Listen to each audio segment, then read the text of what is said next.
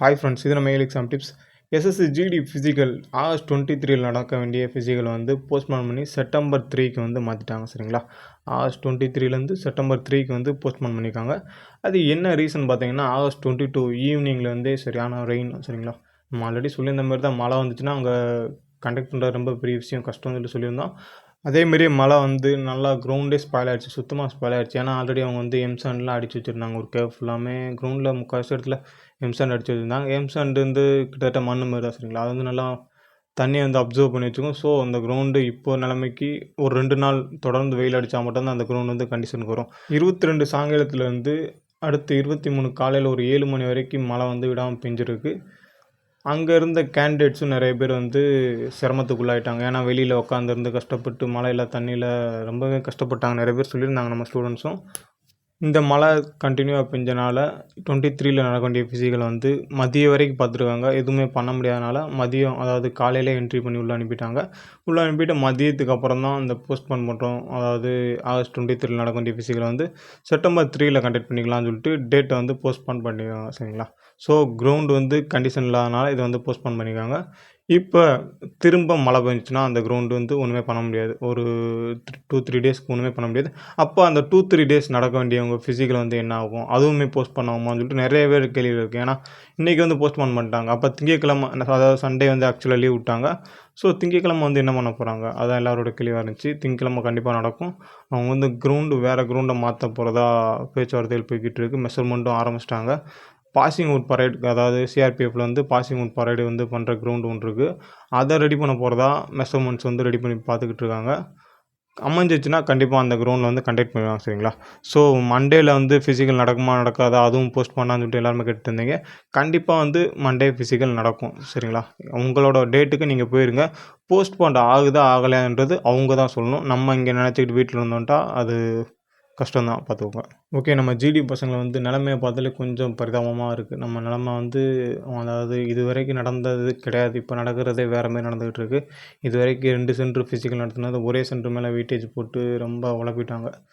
அதாவது ஒரு நாளைக்கு 300 பேர் பண்ண வேண்டிய இடத்துல போய்கிட்டு 1000 பேரை தள்ளி விட்டு, அது இந்த சென்டர் மேலே பெரிய வெயிட்டேஜ் விழுந்துருச்சு. சரி விடுங்க, அது ஒன்றும் பிரச்சனை இல்லை.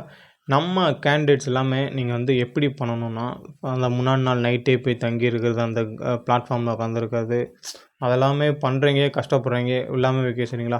உங்களோட மைண்டுன்னு ஒன்று இருக்குது பார்த்தீங்களா, அது இருந்துச்சுன்னா நீங்கள் கண்டிப்பாக ஓடலாம். உங்களோட மைண்டை நீங்கள் ஃபஸ்ட் அண்ட் ஃபால் நீங்கள் வெதர் கண்டிஷனை அக்செப்ட் பண்ணுங்கள். வெயில் அடிக்குதோ, மழை பெய்யுதோ, காற்று அடிக்குதோ, நீங்கள் அக்செப்ட் பண்ணிக்கணும். வெறும் 5 கிலோமீட்டர். சரிங்களா? நம்ம ஆல்ரெடி ஊரில் ரொம்ப ப்ராக்டிஸ் பண்ணிப்போம், நல்லாவே ப்ராக்டிஸ் பண்ணிப்போம். 24, 23 இந்த பார்டரில் ஓடினவங்களும் சரி, இல்லைனா நான் எக்ஸலன்ஸ் 20, நான் 19 ஓடிருந்தேன்னு சொல்கிறவங்களும் சரி, அங்கே போய் ஃபெயில் ஆகிடுறீங்க. அது நிறைய பேர் நானும் பார்த்தேன். அந்த மிஸ்கவுண்டிங், அப்புறம் ஓட முடியாமல், அதாவது உங்களுக்கே இந்த வெயில் ரொம்ப அடிக்குது. அப்போ நம்ம காலைல நான் 2 மணிக்கெலாம் ரீச் ஆகிட்டேன். ஆனால் ஏன்னா மதியம் 3 மணி 4 மணிக்கு தான் ஓட விட்டாங்க. பாடி ரொம்ப டயர்ட் ஆகிடுச்சு. இது எல்லாமே நீங்கள் மைண்டு தான். சரிங்களா? மைண்டை நீங்கள் கரெக்டாக ஃபோக்கஸ் பண்ணி வச்சுருந்தீங்கன்னா கண்டிப்பாக உங்களால் ஃபிசிக்கல் கிளியர் பண்ண முடியும்.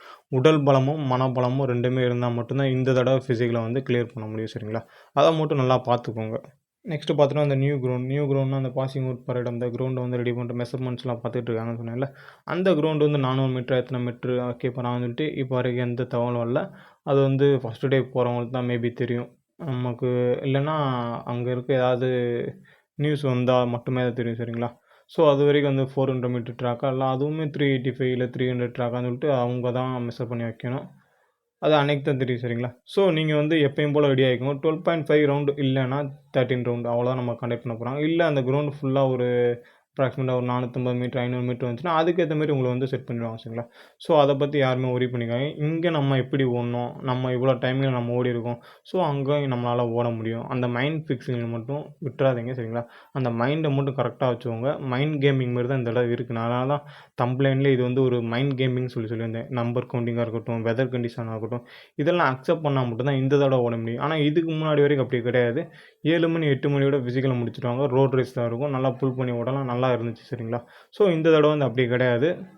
உங்கள் மைண்டை நீங்கள் பார்த்து வச்சுக்கோங்க. மற்றவங்க யார் என்ன சொல்கிறாங்க, அந்த கிரவுண்டில் ஓட முடியல, வைக்க முடியலன்னு சொல்லிட்டு நம்ம பக்கத்துலேயே பசங்க பேசிகிட்டு இருப்பாங்க, ரொம்ப கண்டிஷன் ஒரு மாதிரி இருக்குது. நீங்கள் அதெல்லாம் போட்டு இந்த தடவை வேறு வழி கிடையாது, ஓடி தான் ஆகணும், ஓடினா மட்டும்தான் வேலைன்னு சொல்லிட்டாங்க. சரிங்களா? ஸோ அதை அக்செப்ட் பண்ணிட்டு தான் நம்ம பண்ணணும்.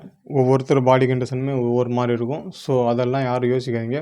உங்களால் முடியும், என்னால் ஓட முடியுன்றதை மட்டும் மனசில் வச்சுக்கிட்டு ட்ரை பண்ணுங்கள். கண்டிப்பாக நீங்களும் ஃபிசிக்கல் கிளியர் பண்ணலாம்.